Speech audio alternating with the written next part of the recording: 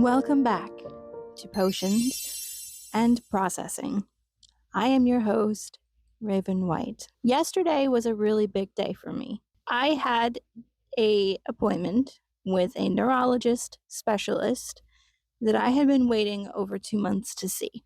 Chronic illness is a prevalent conversation topic in my content. There are two big things I talk about on my channel. One is all of the trauma that I went throughout my life. The other one is my chronic illness. The two of them go hand in hand. Some of my chronic illness is a direct result of the trauma that I suffered in my childhood and young adulthood, and some of it is just because of my genetics and who I am as a person. The two of them are so deeply intertwined, it's hard to tell them apart, and so it's interesting to talk about them hand in hand, because I think it's important. I think it's important to talk about where we come from and how our health ties into it, and how easily it is to neglect our health, and how easy it is to experience medical neglect in the system through hospitals and doctors who overlook things all of the time. At the beginning of this year, I started to experience much more severe neurological problems, and I started looking for more concrete answers than what I had been previously told. I've had neurological problems throughout my life.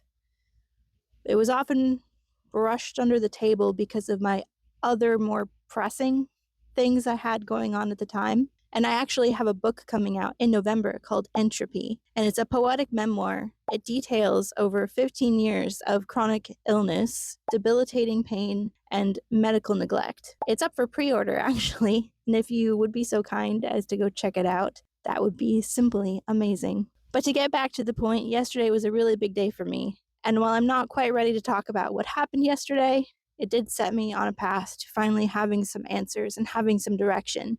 And although my life is about to fundamentally change and shift and turn into a life that I did not plan, that I did not expect, and that I am not at all prepared for, I am at least glad to have validation that it is not in my head. It has never been in my head. Metaphorically, anyway. It has been living inside my body, manifesting, living, walking in tandem beside me. My body's been screaming out, begging to be seen, begging to be heard. And it just took an unfortunate amount of time to be witnessed. I beg you, whoever you are on the other side of this screen, if you believe that there is something wrong with your body, please go find someone who will listen. I know it's hard, and I know that we all come from different backgrounds. We all don't have the privilege of being able to have doctors. It has taken me a really long time to get to a place. On average, it takes, here in the United States anyway, it takes 4 doctors and $50,000 in medical debt to get just a diagnosis. I don't know where this is going to take me, but I'm at least glad to be on a track to getting where I need to go. So for now, we're just going to leave it at that. In last week's episode, I started talking about what it was like to live inside the cage and make my way into the more public area through the Christian school that I attended. I talked specifically about an incident where I had peed myself and my parents made me go to school in my pee clothes, and I was then ridiculed all day by my peers because of the way that I smelled. And that was a very difficult thing to go through. I'm not one to really entertain comments that question the abuse that I went through. I'm not interested in trying to prove anything. I am an adult now, it is true, but what I went through deserves to be talked about because I want to keep it from happening. I want people to see the signs. And in a clip I had posted, someone had said, "Why are we even talking about this? You're an adult." And they had pointed out that when I was talking about it, in a heated moment, I had slipped up and I had said 4th grade instead of 5th grade. Accidents will happen when you're talking about something you're passionate about. You're going to slip up sometimes. I slip up all the time. I have brain damage. I have word recall issues and memory processing problems. Anyone who follows my channel knows I try very hard to be upfront about that all of the time. And I'm not really interested in trying to justify myself in very short clips, because I think anyone who is actually interested in knowing my story and actually understanding what happened to me will go watch the full video to understand the context. I'm putting that here for anybody who does join the party a little bit late. Hi, I have brain damage. I have cognitive problems. And so sometimes when I'm telling my story, I get just a tiny bit mixed up. That should not take away from the story. And I think tiny little mishaps like that, when I accidentally say fourth grade instead of fifth grade, I think you're missing the point. The point is not what grade it was. The point was I was locked in a tiny room with no way to communicate that I needed to use the bathroom, that I needed water, that I needed food, that I could have died in there and no one would have known, that I was isolated from the rest of the world. And that when I did pee myself, my parents punished me and sent me to school like that. And then I was then ridiculed by my peers all day and called names. And that in that school, none of the teachers who noticed did anything about it and then continued on their merry way.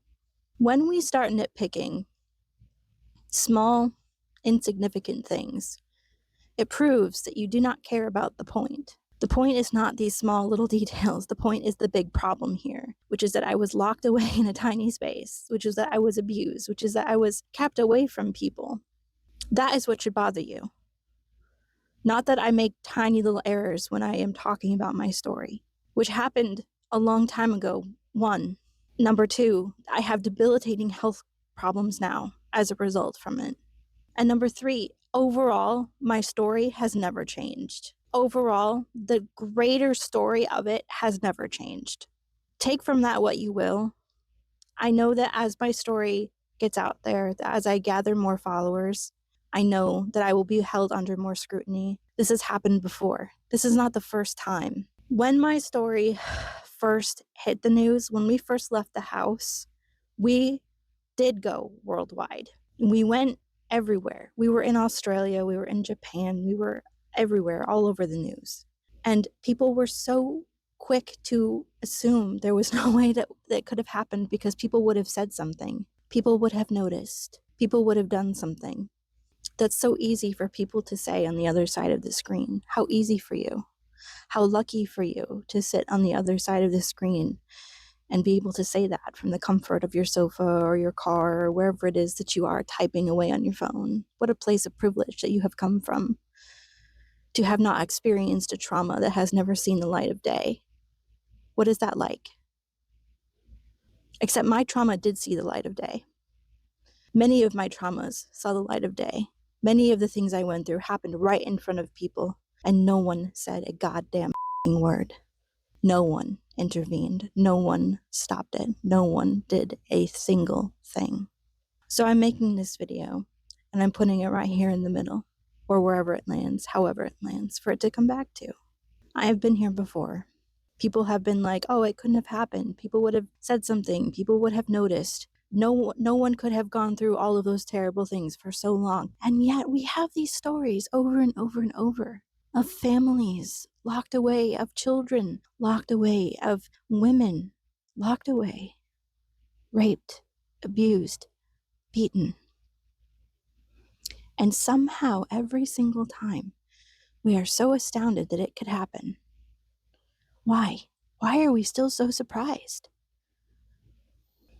So I'm not really going to entertain anyone who calls into question my authenticity. I'm not interested in entertaining you.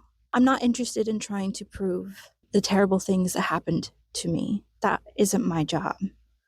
I just want you to listen to my story, actually, and not just base it off of a 30-second clip that you saw on YouTube. That's linked, by the way, to the full video that you could have clicked on and listened to in its entirety. And I think that if you actually sat and you listened to me and you watched my videos, you would believe me. Because I don't have anything to hide. I don't have anything to make up. Who would want to? The callousness, the loss of humanity, it hurts my heart. It's everywhere. It's an epidemic. It's across the globe. this lack of empathy, this lack of even wanting to understand, to reach across, to bridge the gap, to take a moment beyond our own tiny little perspectives and realize that maybe we don't know everything. Maybe we don't know. And just maybe we should take a minute to learn. Because if we did, we could maybe actually make this world a better place. And that's all I'm trying to do. In the past, there was a little version of me who did not get that opportunity. And no one came to save her. And she really wanted to be saved. And she prayed a lot to be saved. And she waited. And nobody came. And the only person who showed up to save her was herself. And that was me. And I saved myself. And I did it again and again and again. And I'm doing it now because it's the only way I know how to survive. That is this episode of Potions and Processing, because it's all I have to give this time. Next time, we'll talk about the Christian school. We'll talk about the witchcraft. We'll talk about so much more. But right now, I'm tired. Remember, we may be different species, but we're all part of the same family. So please, be kind to yourself, be kind to others, and I will see you next week.